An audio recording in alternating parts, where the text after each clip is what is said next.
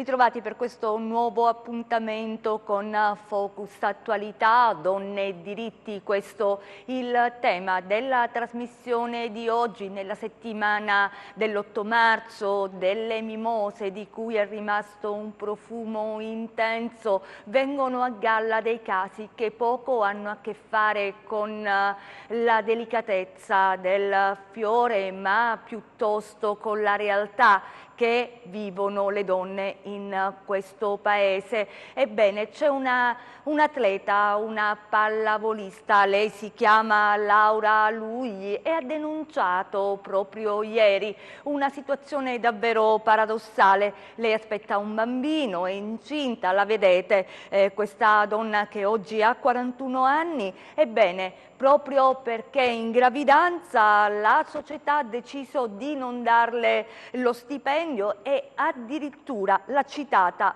per danni, un caso che chiaramente scuote l'opinione pubblica. È intervenuta anche la Presidente del Senato Casellati, che ha detto con un tweet: invocare la condanna della pallavolista in maternità è una violenza contro le donne. Quindi le sfumature, le diverse appunto colorazioni, gradazioni, oserei dire, della violenza. Partiamo da qui con degli ospiti in studio, perché noi oggi parleremo chiaramente dei diritti. La strada non sembra proprio, come dire, una strada spianata per i diritti delle donne. Ricordiamo che ancora oggi le donne vengono pagate meno degli uomini, ricordiamo che nei posti chiave ancora molti uomini e pochissime donne. Questa è la situazione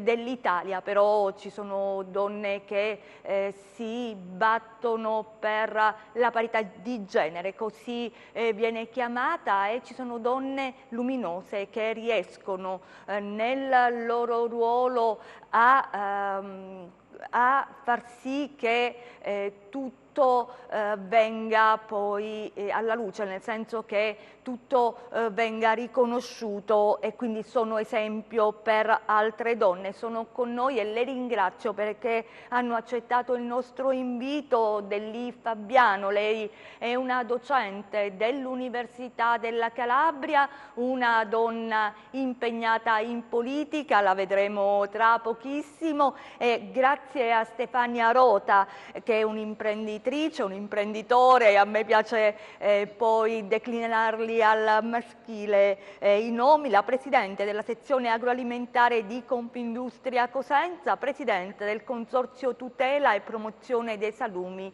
di Calabria DOP, e ci raggiungerà più tardi anche Maria Antonietta Rositani, una storia molto importante la sua, molto forte, che ripercorreremo insieme a lei. Dellì Fabiano, partiamo subito da te. Abbiamo in apertura voluto ricordare, anche perché a lei arrivi dalla Calabria, dal sud, la solidarietà, questo caso di Lara Lugli, che in realtà scopre un pentolone, ossia i diritti negati delle atlete.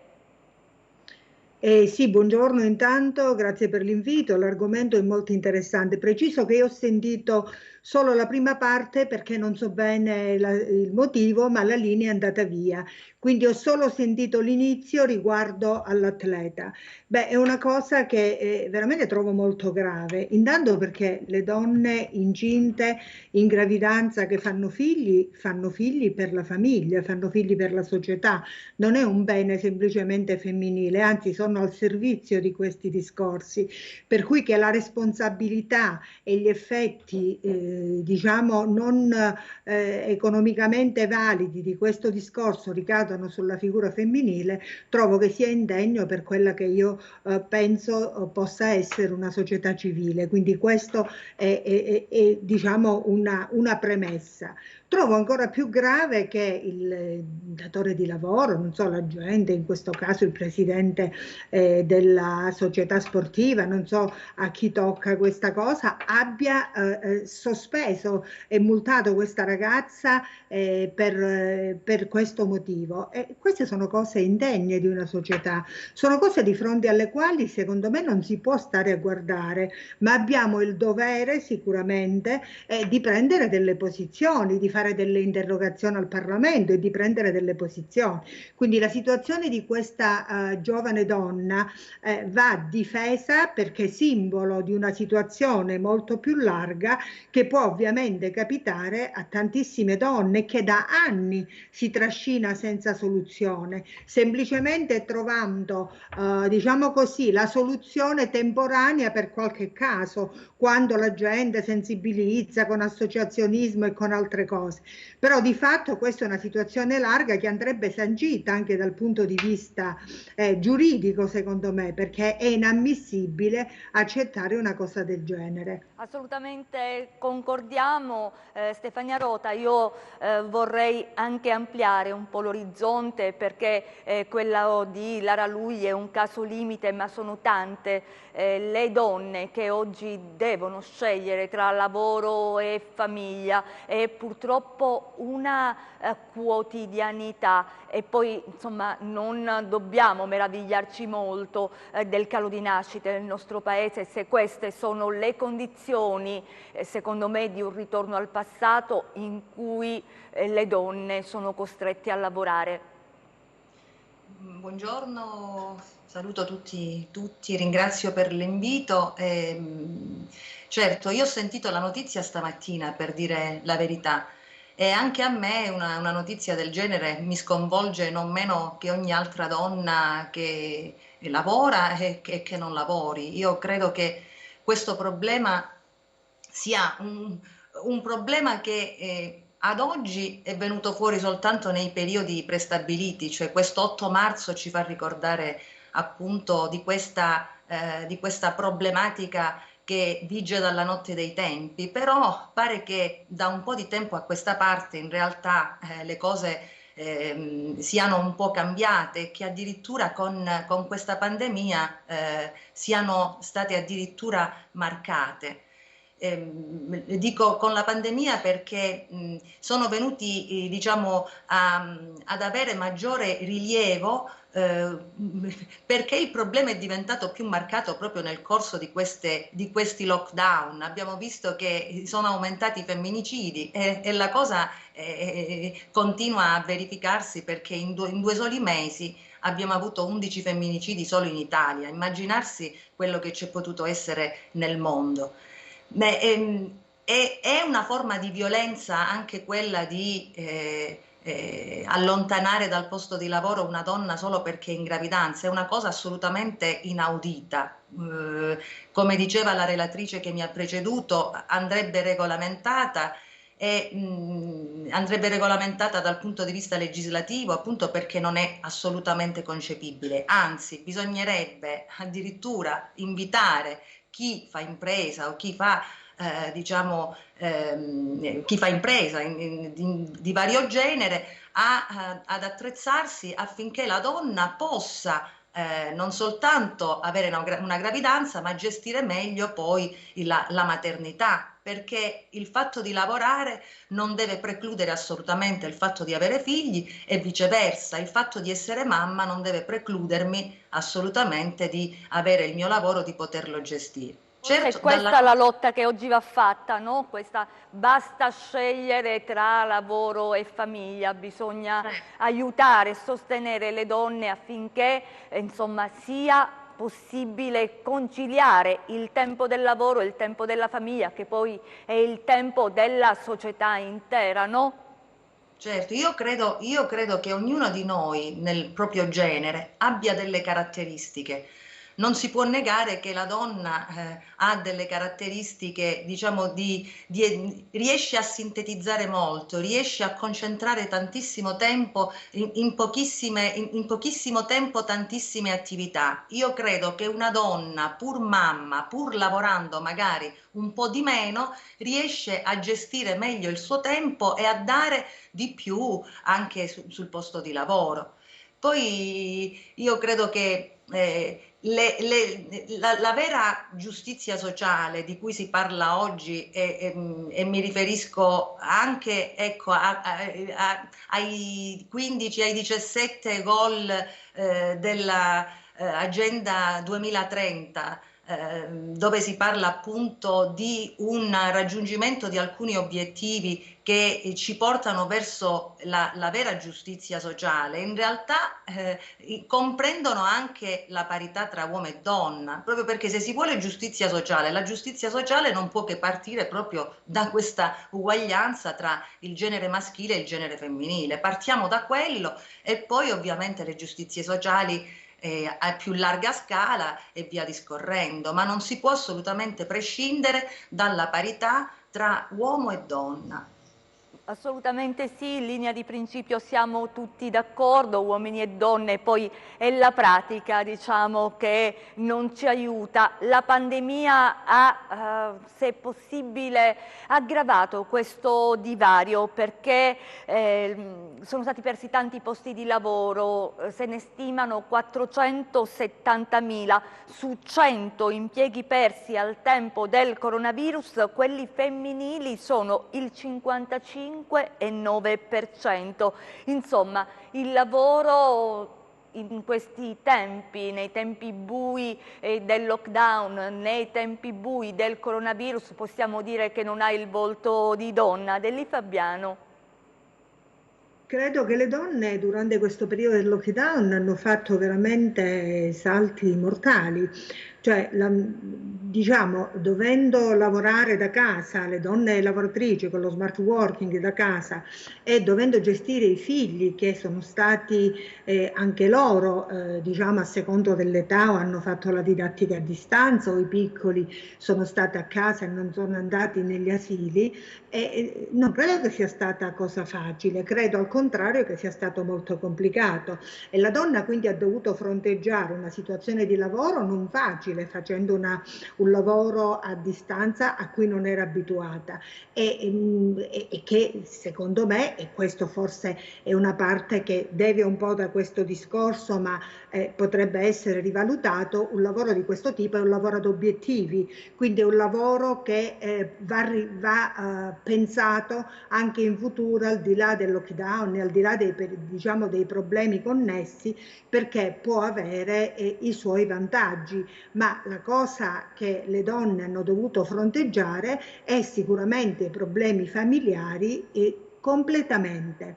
A questo si aggiunge che molte donne sono state quasi costrette, quando il lavoro non era stabile, quando il lavoro non dava quella sicurezza che permetteva loro di poter fronteggiare queste situazioni, sono state costrette molte ad abbandonare il lavoro. E questo diciamo, è un dato sul lockdown che ha preoccupato molto il mondo femminile, senza contare poi che nel discorso femminile, al di là di alcune professioni che non prevedono queste differenze perché sono sancite da regolamenti nazionali molto precisi, ma in altre situazioni, specialmente nel privato, spesso la donna ha uno stipendio minore di quello, a parità di condizione, minore dello stipendio maschile. Sono tutte cose inaccettabili. Io credo che ci voglia una battaglia seria. Peraltro, al di là del discorso della rivendicazione della parità, io sono sinceramente fortemente convinta che oggi le donne, per la loro proprio caratteristica, diciamo, per la loro capacità di fronteggiare le complessità a cui sono abituate giornalmente nella loro quotidianità, sono le persone più capaci anche a fronteggiare i problemi della globalità e quindi nelle istituzioni, nei governi e dappertutto le donne dovrebbero avere la possibilità di lavorare perché sono sicura che questo discorso sarebbe fronteggiato meglio e darebbero risposte migliori, senza contare anche che non avendo mai amministrato nelle stesse percentuali maschili prima, le donne sono fuori da discorsi clientelari, da discorsi molto precisi che spesso hanno accompagnato nelle istituzioni, nei governi, diciamo una certa gestione maschile. Grazie per questa riflessione molto profonda. Stefania Rota, lei condivide?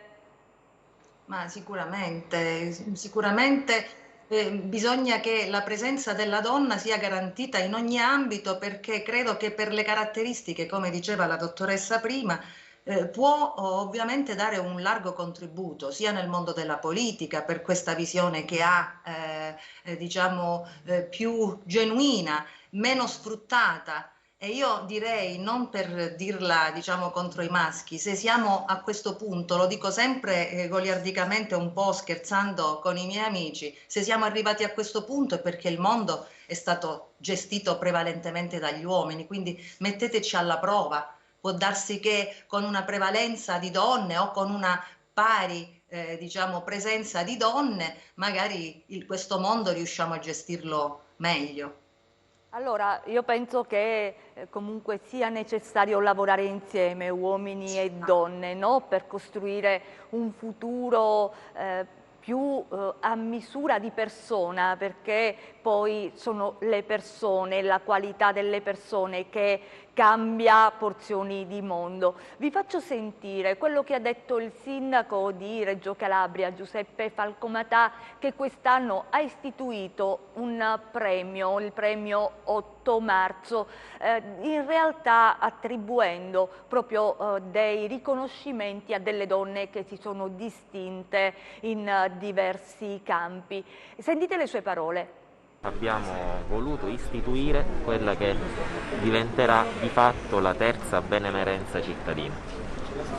Una benemerenza che si pone accanto al San Giorgio d'Oro, alla cittadinanza onoraria, e che in questo caso va a premiare, a dare merito, a dare lustro a quelle donne, a quelle persone che nel corso della loro vita si sono contraddistinte nel campo del lavoro, nel campo delle professioni, nel campo dell'arte, della cultura, dello sport, ma che sono anche testimonianza di coraggio, di contrapposizione a tutte quelle che sono le violenze fisiche e morali che purtroppo ancora oggi le donne subiscono, e quindi per tutti questi motivi sono degli esempi per la nostra comunità, sono dei punti di riferimento per la città di Reggio Calabria, e tutto questo naturalmente va inserito all'interno di una cornice istituzionale che è quella del premio 8 marzo.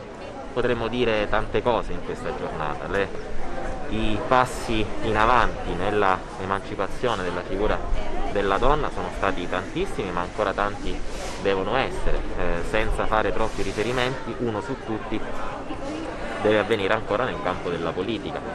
Non è soltanto e semplicemente una questione di quote, lo abbiamo visto anche nelle ultime elezioni della città metropolitana, un consiglio metropolitano senza nessuna donna al suo interno. Allora è importante che la politica tutta e i partiti in particolare riflettano su come le donne possano e debbano occupare ruoli di rilevanza politica all'interno dei partiti e delle istituzioni. Con una battuta ho detto che forse per contare qualcosa dovrebbero costituirsi in una corrente.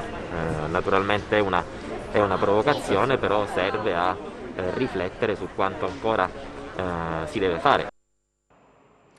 Delli Fabiano, allora, il sindaco di Reggio dice che bisogna riflettere su quanto ancora si deve fare, e la domanda la faccio sia a lei sia a Stefania Rota. Anche Stefania Rota ha avuto un'esperienza da amministratore locale, quindi entrambe siete state e guardate alla politica, no? E allora vi chiedo cosa manca. Sono i tempi della politica che non si conciliano con i tempi delle donne, ed è vero quello che diceva il sindaco Falcomatà, ossia non è solo una questione di quote?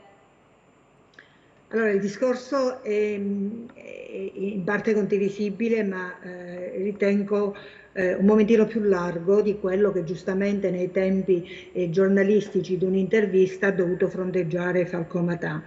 I tempi non è un problema di tempi della politica, è un problema di mentalità della politica, è un problema di mentalità della società.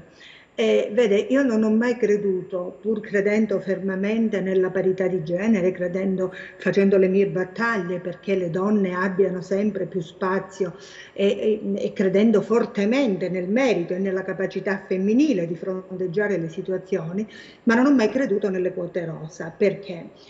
La politica, devo dire, con dolore, con dispiacere, anche qui in Calabria, quando ha parlato di quote rose, quando ha messo liste obbligate e via di seguito, ha visto spesso come rappresentanti candidati mogli, mamme, no, mamme no, mogli, amiche, sorelle, figlie di politici che avevano già raggiunto delle posizioni, che quindi potevano in qualche modo trasferire il loro sentire ai propri figli, alle proprie mogli, alle proprie fidanzate e via di seguito e così via.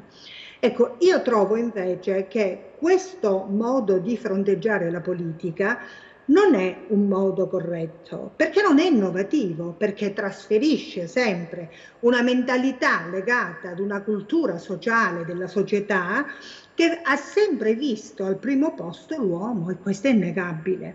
Allora, la vera rivoluzione deve essere una rivoluzione culturale che deve far capire alle donne che la propria dignità, la propria capacità va difesa a testa alta e che la gente deve fare politica al di là della vicinanza e della potenziale protezione o vicinanza affettuosa, come vogliamo chiamarla, del politico di turno.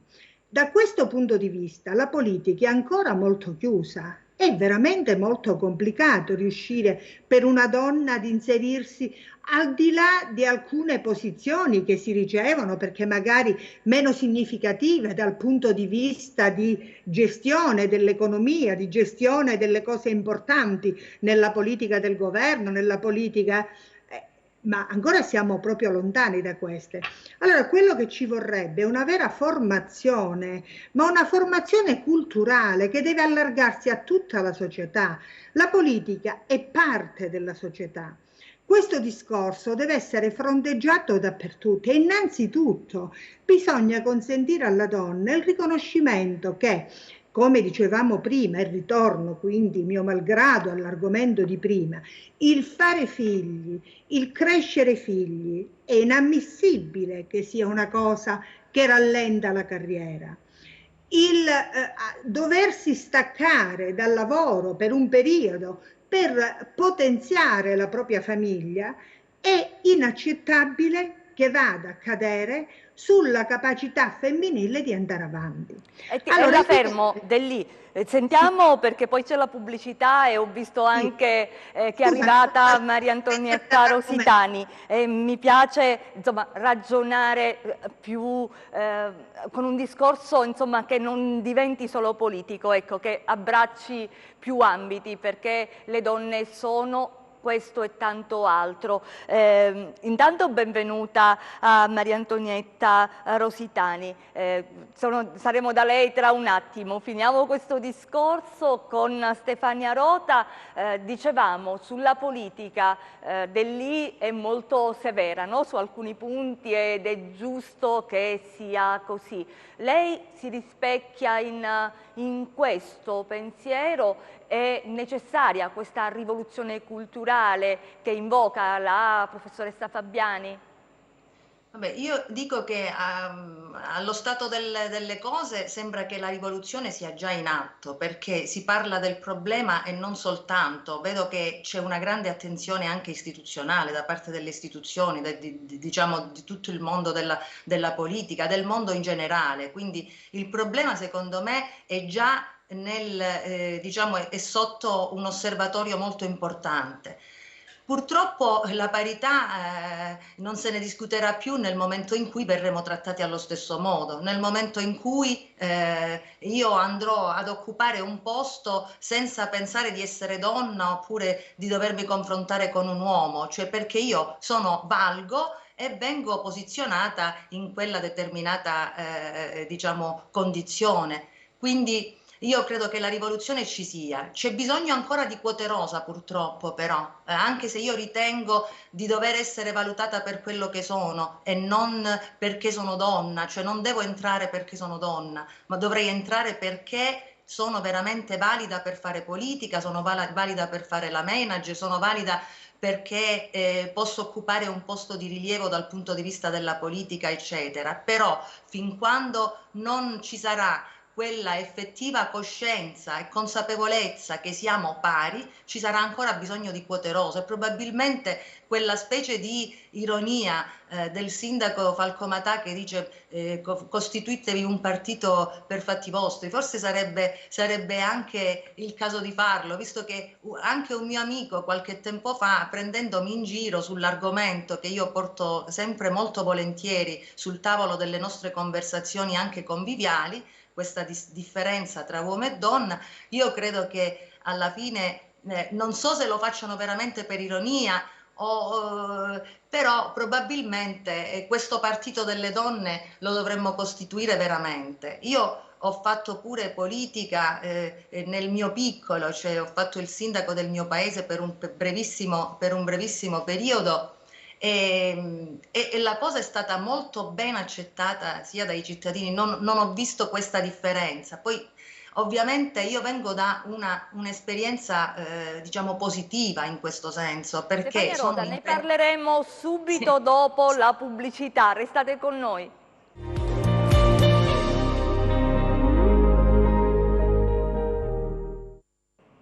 Seconda parte di Focus Attualità, ve lo ricordo, ci stiamo occupando delle donne e dei diritti.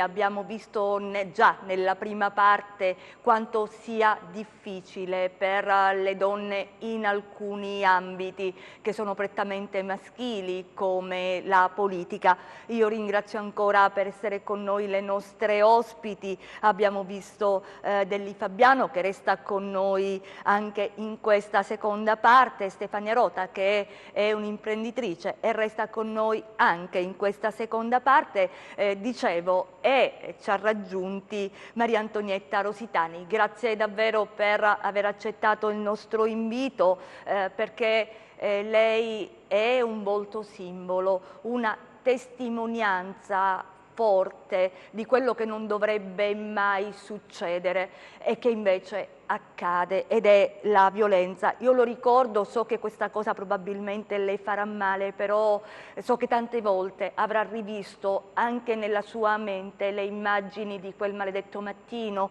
il mattino del marzo del 2019, il 13 se non vado errato, mentre lei era a Reggio Calabria, era nella sua auto in attesa dei suoi figli, suo marito si è avvicinato, le ha versato della benzina addosso, le ha dato fuoco. Per fortuna lei ce l'ha fatta, ecco, quelle fiamme hanno incendiato l'auto, mi pare è rimasto anche ucciso il suo cane, se non erro, che era con lei quella mattina. Stiamo vedendo quelle immagini e ripeto, mi dispiace doverle riproporre, ma danno l'idea della tragicità e danno l'idea della violenza che lei ha subito. E dicevo, per fortuna lei è riuscita con la sua forza ad abbandonare la macchina, è stata soccorsa, il lungo ricovero al grande ospedale metropolitano di Reggio Calabria, ha subito diversi interventi per le gravi ustioni che ha riportato a gambe, alle braccia, anche al viso. La prima domanda è: oggi come sta? Salve, buongiorno a tutti. Oggi come sto? Oggi posso dire di avercela fatta, però ancora il percorso è lungo, sono soggetta a fare molteplici cure, massaggi, fisioterapista e tante altre cose, però mi faccio forza e vado avanti. Questo sorriso, perché dopo un'esperienza come la sua continuare a sorridere è il volto davvero della speranza. quello che le voglio chiedere, tante donne, no? Soprattutto donne ma anche uomini, si è formato un comitato per sostenerla in questa dura battaglia. Ecco, sentire tutta questa forza, il calore della sua famiglia che non l'ha lasciata un attimo, l'ha aiutata a superare tutto questo e soprattutto il messaggio. So che lei prima, oggi ha avuto anche un incontro con una scuola, ha raccontato quella che è stata la sua vita a ragazze, no? A giovani, affinché possano capire subito quando c'è la violenza in un rapporto, quando un rapporto è malato e evitare, insomma, e esserne consapevoli, evitare che tutto diventi tragedia. Sì, infatti, io lancio sempre questo messaggio, soprattutto ai ragazzi, che l'unione deve essere un qualcosa, come l'amore, un qualcosa che non vada a ledere la propria vita, la propria personalità. Chi vuole bene non cerca di poterti mettere su di te, né tantomeno procura violenza. Chi al primo schiaffo, molti giovani purtroppo come me, d'altronde quando lo ero, pensano di aver trovato il principe azzurro. Ma purtroppo questo principe azzurro tante volte non lo è, come nel mio caso. I primi segnali sono sempre un futile e banale schiaffo dato per un momento di gelosia, una gomma troppo corta o degli amici che non devi frequentare. Lì pensi subito, magari è geloso, e magari ti fa anche piacere quella cosa. Però quelli sono i primi segnali. Sono i primi segnali, e proprio da questi segnali che una donna, una ragazza deve capire che quello non è la persona giusta, non è un principe azzurro, ma sarà l'uomo che la rovinerà per tutta la vita, facendogli vivere una vita in carcere nella propria casa, proprio come l'ho vissuta io. E grazie anche per condividere con noi, no? quelli che sono stati dei giorni, credo, difficili per lei.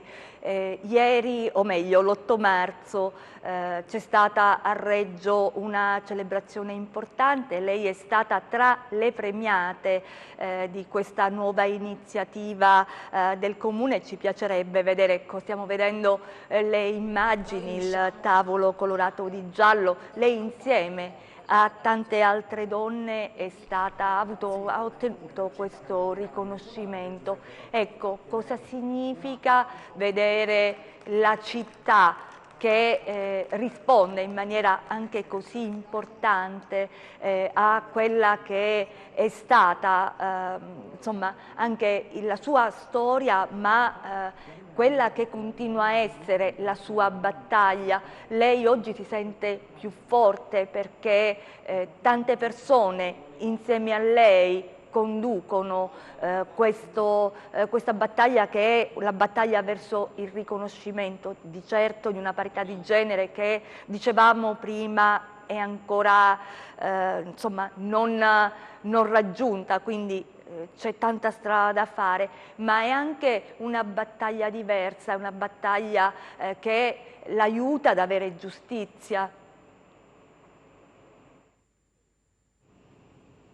Felice del riconoscimento che mi è stato dato, ma lo sono ancora di più, come ho detto quando l'ho ricevuto, perché porto avanti questa battaglia per tutte quelle donne che oggi non ci sono più con noi, che non erano ieri presenti, per quelle donne che i figli ieri o i genitori o le amiche o le mamme non hanno potuto dare la mimosa, ma bensì portargli un fiore in una tomba.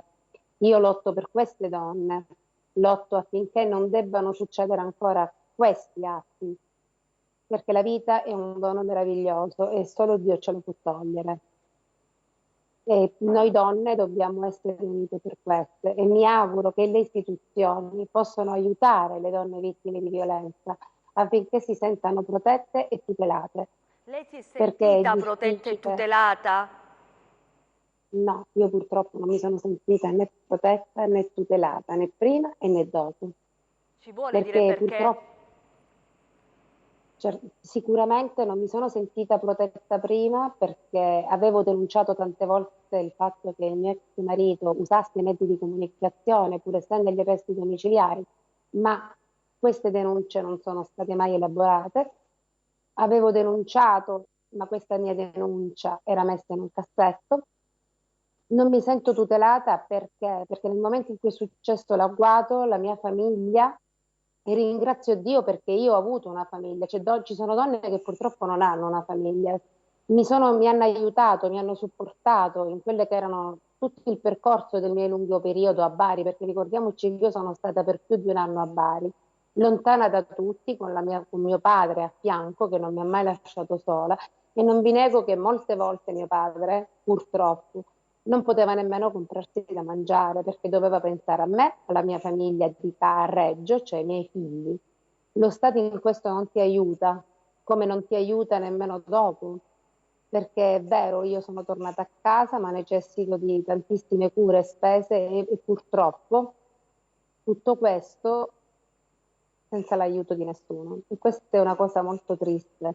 Triste perché una donna, ripeto, che denuncia, tante volte non era il mio caso, ha paura di denunciare perché vive con i soldi del proprio compagno, del proprio marito. Quindi dice poi come ce la fa? Come faccio? Allora bisognerebbe dire questo, bisognerebbe aiutarle non dandogli chissà che, però prendergli un lavoro, dargli delle classi privilegiate, perché purtroppo la donna di vittima di violenza non è privilegiata per un qualcosa che vorrebbe esserlo, vorrebbe vivere una vita regolare, ma non lo può fare. Come la stessa cosa va per chi ha bisogno di un aiuto. Io quello che dico servono fatti e non parole. Assolutamente sì, siamo d'accordo con lei. Oggi lei, insomma, ripeto, è un punto di riferimento per tanti. Dal punto di vista istituzionale, le risposte le ha avute oppure no? Io purtroppo non sono stata aiutata dalle istituzioni, quindi non posso dire. Perché ricordo, no, mi rendo perfettamente conto, anche questo suo dire, no? E anche questo suo garbo nel non dire rivela la bella persona che è. Ricordo però suo padre lottare insistentemente e con veramente vigoria, ha chiesto più volte che le vengano riconosciuti i diritti e ripeto, vederla sorridere nonostante tutto è davvero una grande iniezione di energia. Chiamo in causa Delli Fabiano e Stefania Rota, lo ricordo, Delli Fabiano docente unica, impegnata in politica, Stefania Rota una imprenditrice importante, anch'essa per un periodo impegnata in politica. Allora, dopo le parole che abbiamo sentito di Maria Antonietta, noi donne, tutte le donne su fronti diversi, cosa possiamo fare? Come impegnarci per sostenere, perché a questo punto si tratta di diritti veramente negati. Maria Antonietta ce lo ha detto, subisce ancora le conseguenze di una violenza e non ha ciò che gli spetta, no? Perché probabilmente dovrebbe avere una invalidità, una indennità che evidentemente non le è riconosciuta. Delli Fabiano. Intanto la mia solidarietà di donna, il mio affetto profondo per tutto quello che ho sentito, sono cose che fanno veramente soffrire molto e di fronte alle quali non solo non si può rimanere così indifferenti, ma che ci toccano nel nostro più profondo. Credo che ci siano più aspetti da guardare. La prima cosa, ha denunciato più volte una situazione pericolosa per quanto la riguardava. Questo non è stato preso in considerazione. La riforma della giustizia credo che sia una cosa importante. Queste sono cose che vanno fronteggiate. Quando le donne denunciano situazioni, vanno seguite nelle loro richieste, perché non riesco a immaginare una donna che va a denunciare. Oddio, ci saranno anche casi particolari, no? Ma l'eccezione non ha mai fatto la regola. Quando una donna va a denunciare delle situazioni, è bene che la polizia si accerti della necessità di questa donna di protezione. E poi la donna subisce una violenza terribile nel caso di Maria Antonietta, che ha necessità di cure, con una famiglia alle spalle che per fortuna ha, ma che non potrebbe non avere la possibilità di fronteggiare tutte le difficoltà che Maria Antonietta ha dovuto fronteggiare. Quindi c'è bisogno anche in questo caso di sussidi, di un riconoscimento giuridico prima del diritto di poter economicamente fronteggiare la situazione in termini di salute, in termini subito dopo. E tutte queste cose vanno fatte anche finché non ha la possibilità di lavorare, la possibilità di riprendere la sua vita nella piena normalità. La persona va sostenuta, vanno sostenuti i figli, va sostenuta nella sua globalità. E queste sono cose che in una società civile sono un diritto che la società deve riconoscere alla donna. Poi chiederò a Maria Antonietta, ma è una domanda che mi pesa fare, ma vorrei capire la persona che le ha procurato questo danno, la giustizia, come ha fronteggiato questa situazione con questa persona? Perché anche questo diciamo, nel discorso della giustizia italiana a volte ha diciamo, delle aperture che lasciano un poco sorpresi. Quindi ci sono più aspetti da fronteggiare, cioè la donna va tutelata e accompagnata nel suo diritto a superare il problema, ma accompagnata anche con una psicologa, con tutto quello che... Pensiamo a una donna in queste condizioni che deve guardare i figli, che deve curarsi, che deve... Insomma, voglio dire, non deve essere facile gestirsi questo lutto dentro, questo grande dolore. Al di là del dolore fisico, c'è un dolore morale enorme. Voglio dire, è una donna, ci troviamo di fronte ad una donna coraggiosissima, ma se ci riflettete, quello che ha passato Maria Antonietta è una cosa veramente incredibile, incredibile. Certo, e ci fermiamo qui. Dopo faccio rispondere anche Maria Antonietta su quella domanda. Mi piacerebbe che fosse lei a dire com'è finita una parte della storia. Stefania Rota, invece, qual è stata la tua percezione? Ti vedo particolarmente provata. Guarda, capisco perfettamente che ancora oggi nel 2021 c'è bisogno di sorellanza, cioè le donne dobbiamo essere molto unite innanzitutto tra di noi e cambiare l'atteggiamento che ognuna di noi ha verso l'altra, perché spesso è un luogo comune la frase che sto per dire, ma le peggiori nemiche delle donne sono le donne stesse, quindi io credo che ci sia invece bisogno di sorellanza e soprattutto quando ci sono questi problemi che hanno un pre e un post, vadano osservati molto attentamente e vadano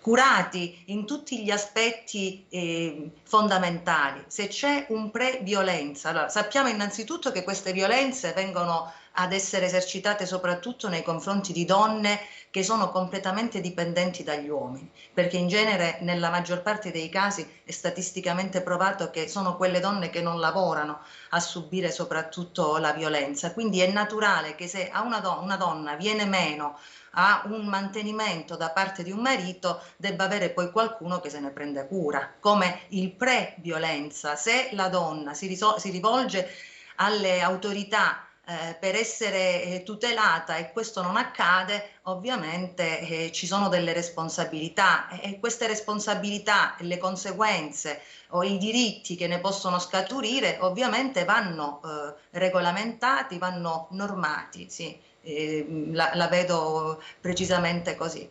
Grazie. Allora, Maria Antonietta Rositani, vuole dire lei com'è finita la storia del suo ex marito con la giustizia? Certo, mio marito è stato condannato in primo grado a 18 anni e 3 anni di libertà vigilata. Proprio ora, il 25 marzo, gli è stato dato l'appello, ha consentito l'appello E io mi auguro con tutto il cuore che la giustizia si metta una mano nella coscienza e non diminuisca questa pena, anzi l'aumenti, perché secondo me delle persone, degli esseri, perché per me queste non sono manco persone, degli esseri che vogliono togliere la vita ad una persona, si meritano di finire in carcere fino all'ultimo giorno della loro vita. Questo me lo auguro davvero. Maria Antonietta, lei non ha dimenticato le parole che lui le diceva mentre le versava addosso la benzina, vero? No, lui mi ha detto muori sia quando mi versava la benzina in macchina, sia quando sono uscita dalla macchina, lui me ne ha versata dell'altra benzina e mi disse no, tu muori. Io gli risposi no, io non muoio, vado dai miei figli. Certo, c'è stata tanta forza, tanto coraggio, lo so, però c'è stata anche tanta forza di Dio che sicuramente me l'ha data.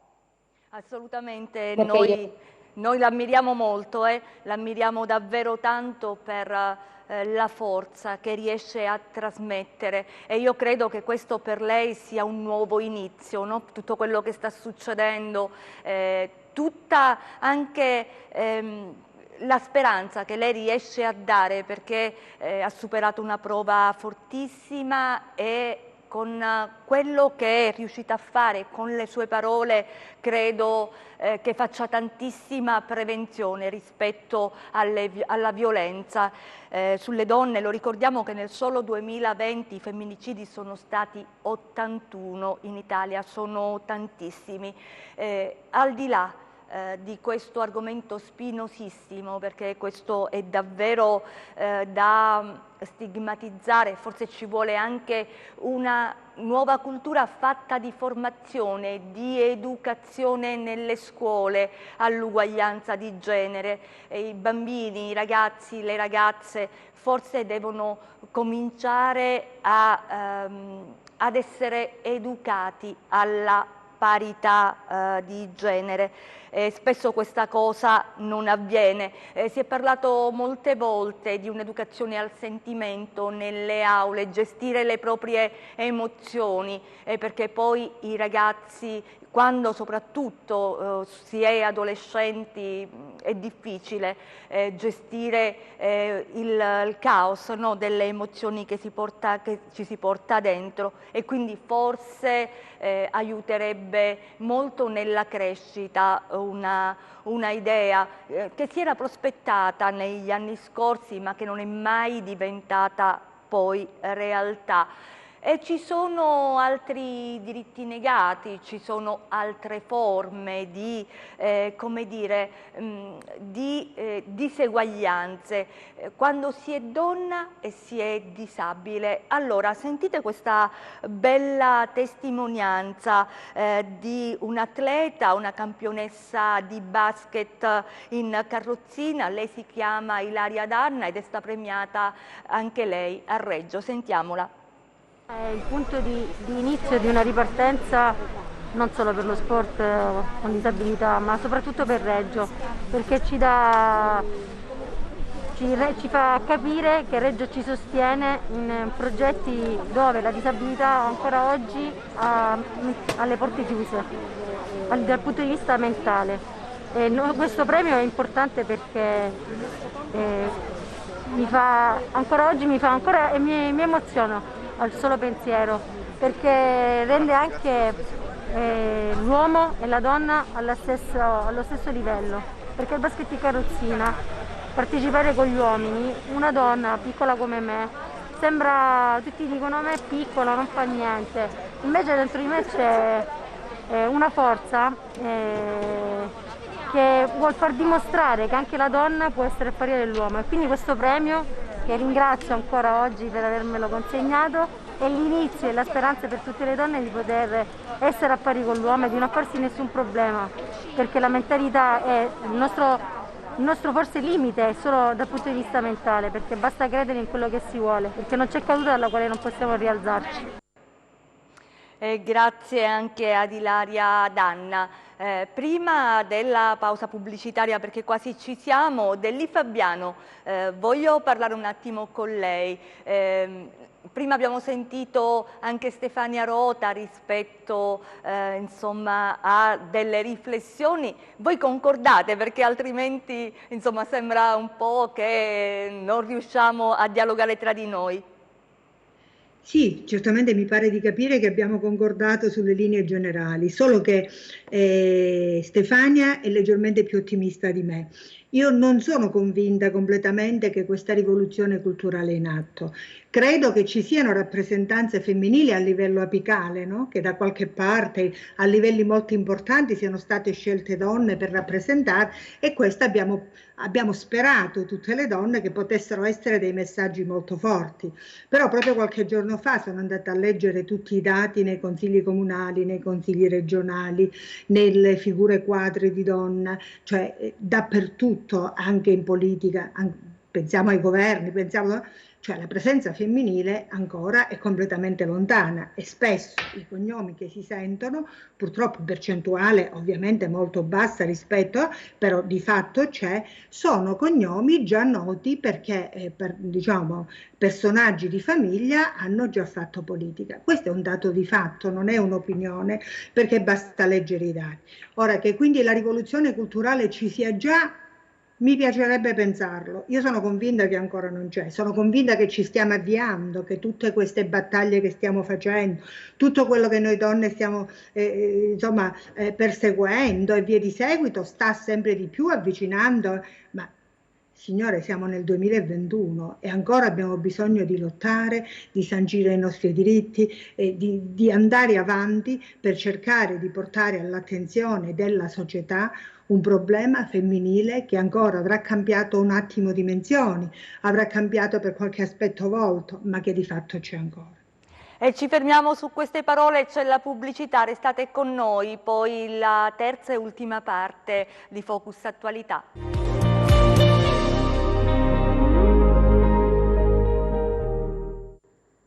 Eccoci tornate in studio, Maria Antonietta Rositani. Allora, so che insomma, la lascio tra poco, non voglio trattenerla tanto, però mi piacerebbe che lei ci lasciasse con un messaggio destinato soprattutto ai ragazzi, visto che sono le scuole a cercarla di più, forse per quell'esigenza di cui parlavamo prima, no? Della formazione che è importante e questa non è materia inserita nel piano scolastico.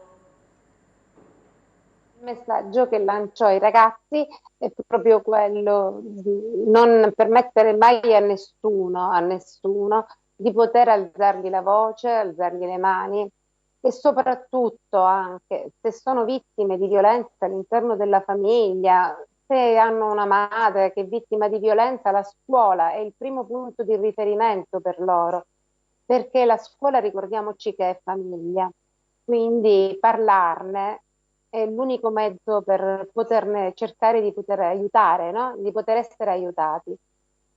E la vita, come ho detto prima, è un dono prezioso e nessun essere ce la può togliere. Quindi ragazzi, vi raccomando, non pensate che purtroppo esista sempre il principe azzurro sempre non esiste. Quindi quando si notano i primi cenni di violenza con altre persone, violenza tra compagni, questa è sempre una violenza che fa parte del loro carattere, della loro indole, e mai nessuno lo cambierà. Questo è molto importante.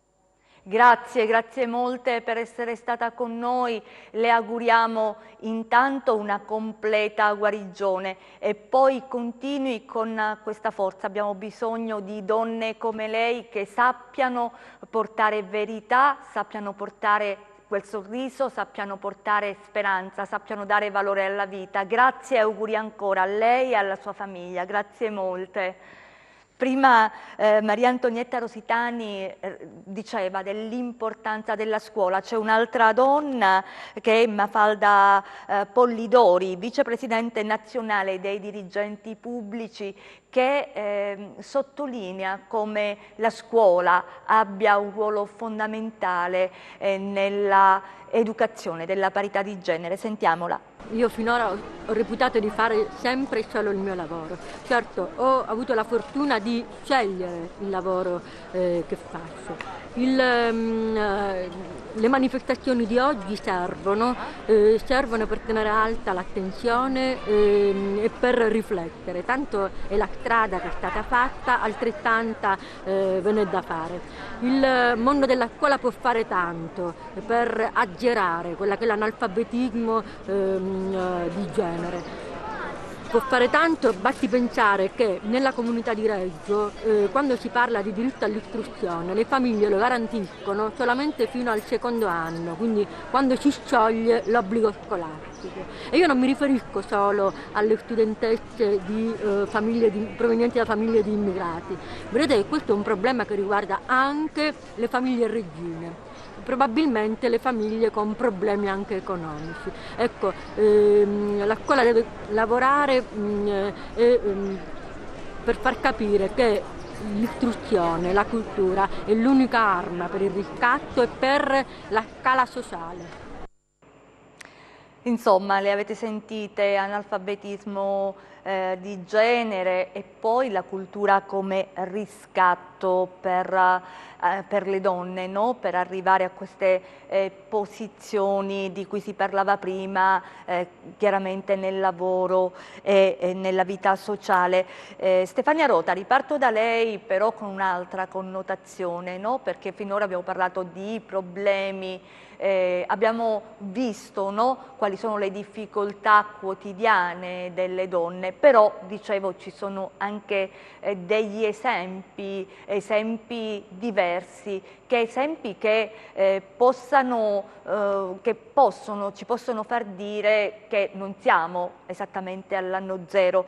La sua storia è una di queste, perché lei è un'imprenditrice di successo, l'ho detto, ha dei ruoli di rappresentanza anche all'interno dell'Associazione degli Industriali ed è anche presidente del Consorzio Tutela e Promozione dei Salumi di Calabria DOP. Allora, la domanda che le faccio è questa: è più difficile in generale essere a capo di un'azienda, fare l'imprenditrice in Calabria ed essere anche punto di riferimento per altre aziende? Lei, l'abbiamo visto, ha questo ruolo di rappresentatività, quindi da donna, ed è difficile in Italia, lo è di più in Calabria oppure è solo uno stereotipo?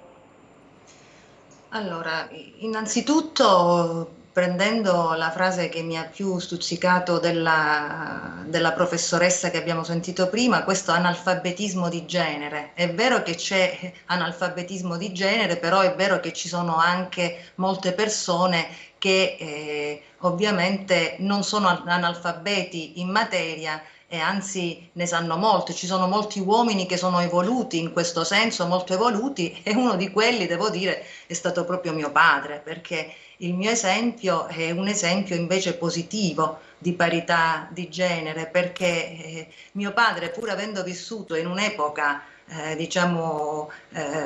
che non era esattamente quella più moderna, perché è nato nell'immediato dopoguerra, lui aveva una visione sicuramente molto più evoluta di tanti uomini di oggi. Lui ha sempre messo me e i miei fratelli e mia sorella sullo stesso piano, non ha mai pensato che un uomo dovesse avere, se non per quella forza, essenzialmente per quella fisicità, potesse essere diverso, ma non sicuramente dal punto di vista intellettivo. Ci ha messi sempre sullo stesso piano, per cui mi ritrovo, avendo vissuto un esempio completamente diverso da quello raccontato in negativo da altre donne, mi sono trovata a vivere una situazione quasi naturale. Per me è stato naturale trovarmi nel posto in cui mi trovo. La mia azienda c'era e c'è mia madre che ha sempre lavorato e ha sempre dato il suo contributo, e poi era naturale che una figlia che studia si mettesse poi ai vertici anche dell'azienda. Quindi è stato piuttosto naturale. Purtroppo non tutti hanno questa fortuna. Anche nell'associazione dove mi trovo, il fatto di essere nominata presidente della sezione agroalimentare o di essere stata nominata presidente del Consorzio dei Salumi di Calabria DOP, dove esistono una platea di consorziati uomini, e io sono l'unica donna presente all'interno del consorzio, non mi fa sentire, diciamo, in difetto per essere donna oppure al di sopra per essere donna. Io credo che per le qualità dell'azienda e per le qualità della rappresentante dell'azienda mi sono trovata nelle condizioni fortunate di poter rappresentare il consorzio e l'associazione e la Confindustria. Anche lì non c'è, come mi è stato chiesto in altri consessi, perché sono stata invitata ad altre riunioni a discutere dell'argomento, non c'è diciamo, questa evidente esclusione o allontanamento della donna che non deve andare a svolgere determinati ruoli. Spesso capita il contrario, capita che una donna si possa trovare ai vertici di un determinato ente, di un'istituzione. È logico che questo non mi fa essere miope nei confronti del problema, cioè di esaminarlo per quella che è la sua effettiva consistenza, e cioè la mia fortuna non è la fortuna di molte altre, e le donne continuano a vivere una situazione che non è assolutamente alla pari, ma continuo a sostenere che comunque ci siamo in quella rivoluzione, perché questa formazione esiste, ed esiste anche dal punto di vista diciamo meno tangibile, non propriamente scolastico. Io ho visto l'altra sera un serial televisivo su Rai 3, e lì in uno di queste soap, le chiamo soap, adesso non so nemmeno come definirle, perché in genere non le vedo, non le guardo, ma vedevo questo bambino che dava delle lezioni al papà sulla parità di genere. Quindi vuol dire che c'è un orientamento a risolvere il problema, e c'è sotto tutti i punti di vista. Quindi secondo me siamo su una buona strada. Oggi siamo al 10 marzo e stiamo ancora parlando di parità di genere, e se ne parla già da una settimana. Fino a qualche tempo fa si aspettava il giorno dell'8 marzo per fare la manifestazione che iniziava e finiva in quella giornata. Anche nel recovery, anche nelle varie nuove forme di finanziamenti sono previsti è previsto anche qualcosa in questo senso. Quindi si sta lavorando, credo, e siamo sulla strada giusta, perché questa parità finalmente tra qualche tempo potrà essere risolta. Ed è una prospettiva, no? Una prospettiva incoraggiante. Dell'I Fabiano, per fortuna ci sono, non tutto è nero, no? Per fortuna abbiamo spiragli di luce, e la testimonianza, no? L'esperienza dell'imprenditrice Stefania Rota lo dimostra. Io a lei chiedo, perché lei è una docente universitaria, anche lei ha un ruolo di prestigio, e voglio dire, in un contesto sicuramente non completamente, o comunque in un contesto in cui le donne non sono ancora la maggioranza, soprattutto se pensiamo alle donne rettore, che sono pochissime in Italia. Ecco, quindi anche lei è riuscita ad arrivare in un posto importante, a ritagliarsi i suoi spazi, a far valere quelle che sono le sue capacità. Le chiedo, per una donna è più difficile, deve lavorare, di solito si dice, il doppio di un uomo, è così? Ma io non lo limiterei al discorso universitario, dove anzi si dice che l'università è la culla dell'intellettualità. Se questo è vero, l'università dovrebbe dare possibilità migliori di avanzamento alle donne. È ovvio, io sono un matematico, i matematici, le donne matematiche sono oggettivamente di meno di quando sono gli uomini, quindi mi muovo in un'area culturale che di solito è stata dominio maschile. Ma più che dell'università, nei lavori in generale, si ritorna al solito discorso. Le capacità femminili sono innegabili, e anche la cultura femminile è innegabile. La cosa che mi ha sempre stupito, per esempio, pensiamo ai concorsi di magistratura. sono i concorsi dove le donne stravincono, sono una percentuale molto più alta degli uomini.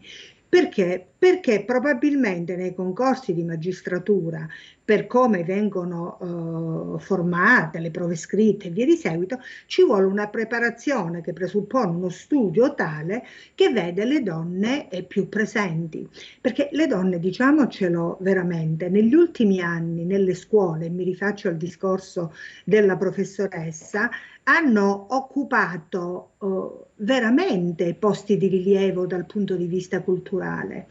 Se uno va a vedere i risultati delle medie scolastiche in qualunque tipo di liceo, di scuola superiore, e devo dire anche nelle università, io diciamo ho tantissimi studenti, ho visto tantissimi studenti, ho fatto esami a tantissimi studenti.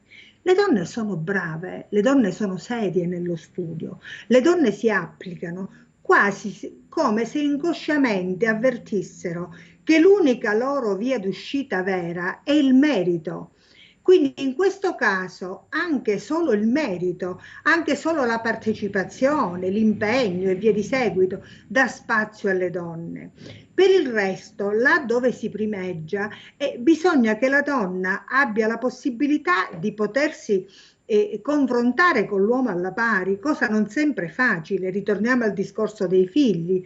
Una donna che fa figli e che viene per questo, per un anno allontanata, cioè di fatto è così, perché il bambino bisogna che sia portato avanti dal lavoro e via di seguito, porta la donna quindi a non correre con la stessa velocità dell'uomo, e questo è un dato oggettivo, un dato di fatto. Poi, come dicevo prima, è un discorso più generale delle università, perché le donne che occupano posizione quadro sono una percentuale bassissima rispetto alle donne e rispetto agli uomini.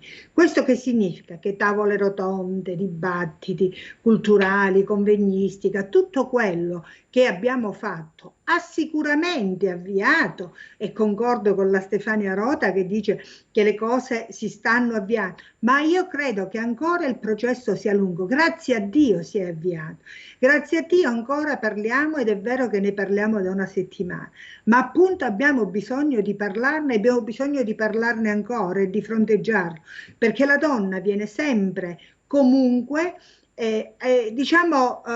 richiusa in un contesto che ha molte più difficoltà e deve combattere a livello esponenziale rispetto all'uomo che occupa le stesse posizioni.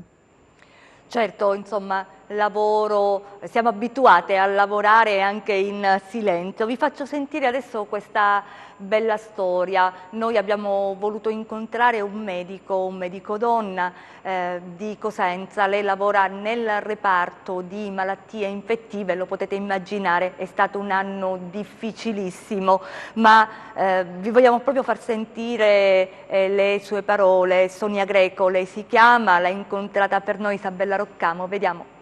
Donne in prima linea nell'emergenza coronavirus. Oggi incontriamo Sonia Greco, medico dell'Annunziata di Cosenza in servizio presso l'unità operativa complessa di malattie infettive tropicali diretto da Antonio Mastroianni. Ci racconta questo lungo, difficile anno. Proprio l'anno scorso, in questi giorni, abbiamo ricoverato i primi pazienti Covid. Il 6 marzo ricoveriamo i primi 2 pazienti affetti da coronavirus e a Cosenza inizia la pandemia vera e propria. Voi avete pianto e gioito, no? per i vostri pazienti, c'è stata questa empatia molto forte. Quelli che ricordiamo forse di più sono quelli a cui non siamo stati in grado di mantenere una promessa, io personalmente. E poi abbiamo la felicità di poter dire che tanti sono tornati a casa, nelle loro famiglie. Abbiamo avuto anche, tra virgolette, delle nascite. 2 donne in gravidanza sono state gestite dalla nostra unità operativa pretermine, sono state curate con la possibilità del plasma iperimmune, grazie anche al lavoro che è stato fatto dal centro trasfusionale. Sono molte le donne impegnate come medico in questo reparto? In questo reparto ci sono altre 2 colleghe infettivologhe, abbiamo una collega che non ha lavorato perché è in maternità e poi ci sono le pneumologhe, non ce le dimentichiamo, ci sono delle colleghe del pronto soccorso che hanno dato una grande mano e poi gli infermieri, uomini e donne, soprattutto donne, quindi siamo una forza in più lavorativa, ma la maggior parte siamo donne, insomma, in questo momento, soprattutto da un punto di vista infermieristico, ma siamo donne e uomini, scusatemi se faccio questa precisazione, in questo momento ognuno ha dato il suo per come è riuscito a dare. Ma qual è l'impatto di questa emergenza sanitaria sulla vita sociale e soprattutto familiare? Si chiede un sacrificio. Io ho chiesto alle mie bimbe un sacrificio e le mie figlie, come tutti gli altri bambini, sono state in grado di supportarmi, perché tornare a casa e vederle serene e affettuose come sempre, allora va bene così. Lavoro e faccio la mamma come riesco a farla. Ecco, sacrificio sembra essere la parola chiave di questo periodo e soprattutto nella vita delle donne.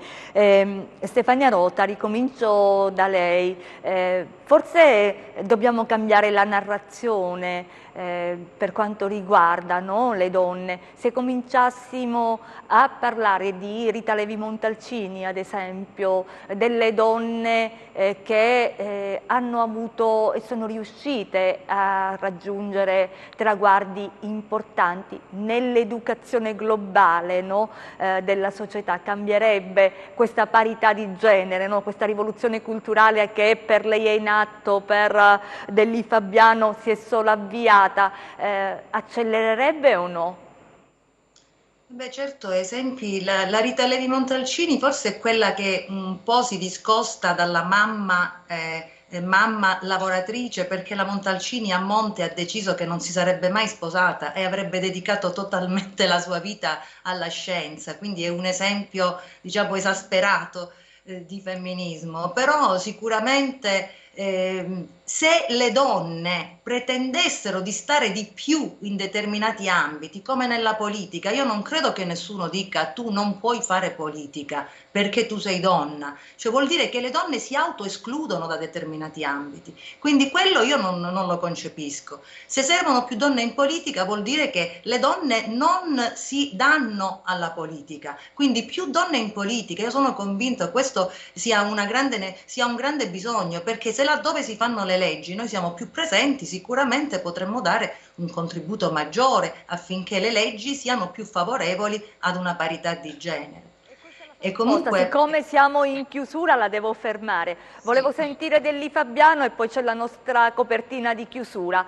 Delli, tu concordi con quanto detto da Stefania Rota? Volevo anche precisare che concordo pienamente con quanto ha detto su Rita Levi Montalcini, ma voglio ricordare che erano tempi molto diversi, non credo che lei avrebbe potuto conciliare la famiglia con la sua attività, almeno in quel contesto storico. Delli Fabiano, velocissima.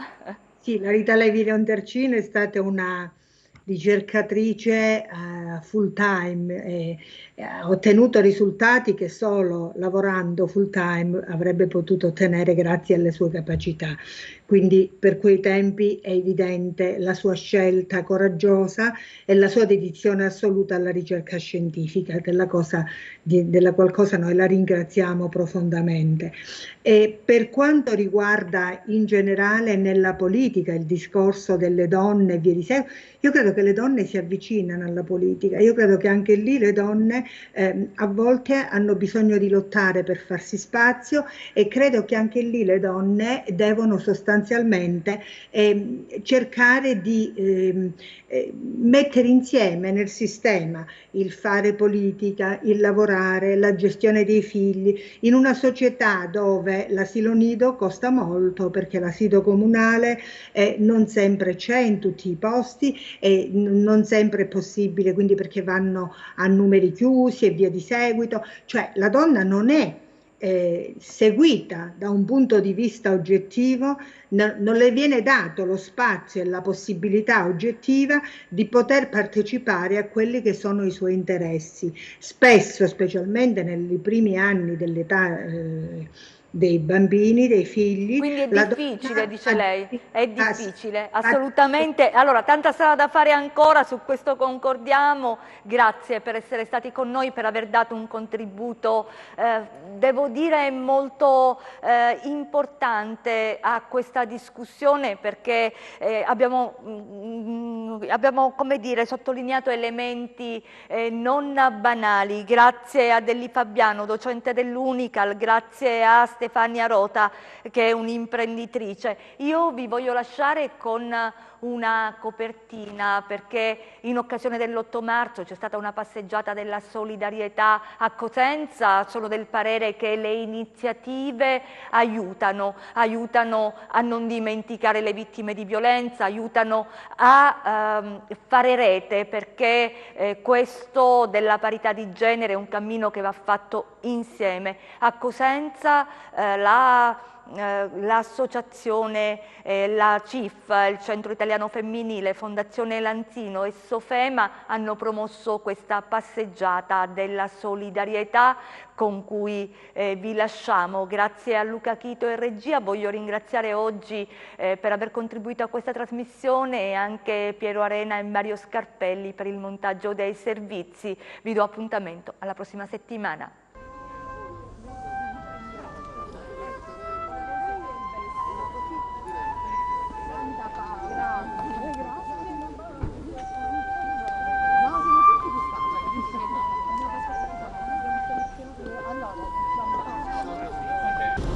Vuole essere con me una manifestazione sobria, contenuta.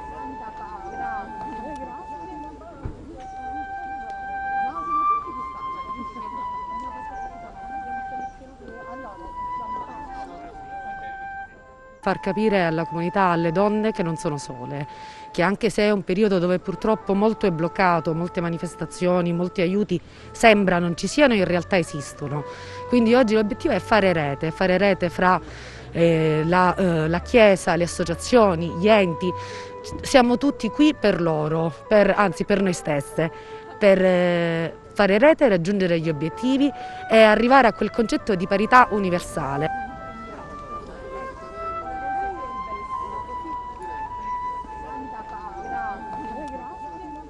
Questo anno c'è stato il periodo proprio della chiusura, una diminuzione delle telefonate, delle chiamate, poi invece un aumento. Evidentemente, insomma, le donne quando sono chiuse in casa con i loro aguzzini non riescono nemmeno a fare una telefonata. Questa manifestazione, diciamo che io non sono molto per le manifestazioni di questo tipo, però quest'anno mi sembrava molto importante avere qui il simbolo delle città.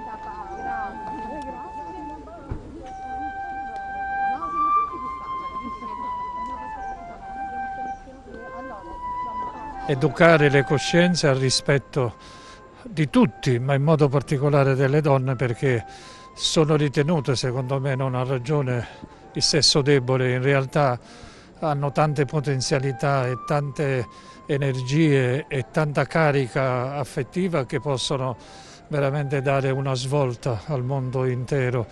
Il problema è di mentalità della società che deve continuare, e finalmente anche la Chiesa attraverso il Papa ha dato un segnale in questo senso di accesso ai ministeri alle donne.